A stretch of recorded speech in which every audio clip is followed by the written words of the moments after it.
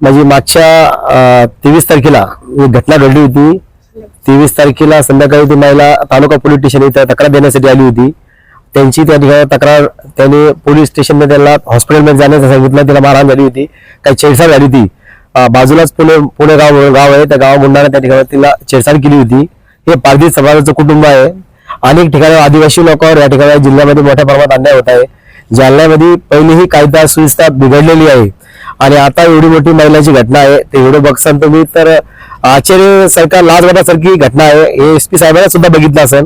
आम्ही जिल्हाधिकारी मॅडमला भेटायला आलो होतो। आता मॅडम या ठिकाणी नाही आता सध्या, पण आम्ही मॅडमला कॉलवर बोललो आता या ठिकाणी।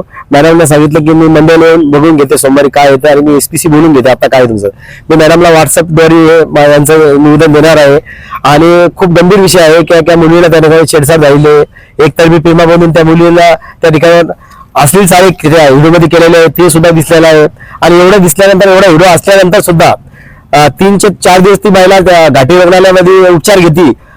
पण तिथं सुद्धा एखादा कॉन्स्टेबल जाऊन इथला पोलिसांनी तपासाच्या भागातून ते अर्ज आल्यानंतर तिथे जाऊन चौकशी करायची आणि त्या मुलीची त्या महिलाची काही माहिती घ्यायची वा काय झालेलं घटना हो, असा कुठलाही प्रकार घडला नाही।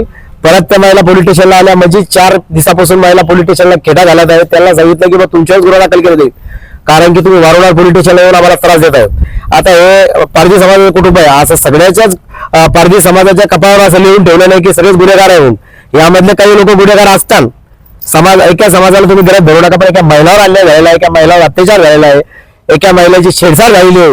ही घटना गंभीर आहे। याच्यामध्ये एसपी साहेबांनी विनंती आहे त्याला वंचित बहुजन आघाडीच्या वतीने की त्यांनी ताबडतोब याच्यामध्ये लक्ष घालावा। तालुका पोलीस स्टेशन मध्ये माहिती घ्यावा काय झालं तर। तालुका पोलीस स्टेशन मध्ये हा प्रकार म्हणजे तिथला पीआय पद्धतशीर कोणाही जो तक्रार द्यायला जातो त्याला बोलत नाही। त्या पीआय साहेबाला विनंती आमची की साहेब तुम्ही कोणतीही तक्रार घेऊन माणूस गेला की त्याला खालीवर बोलणं, त्यालाच प्रश्न विचारणं की तुझी चूक असेल असं चालणार नाही। हे मोठ्या घटना आहे, या घटनेचा आम्ही निषेध करतो। पहिली गोष्ट आम्ही सोमवारी कलेक्टर मॅडमला वंचित बहुजन आघाडीच्या वतीने डिलिकेशन देणार आहे आणि या घटनेची चौकशी करून त्या गाव गुंडावर कारवाई करावी अशी आमची वंचित बहुजन आघाडीची मागणी आहे।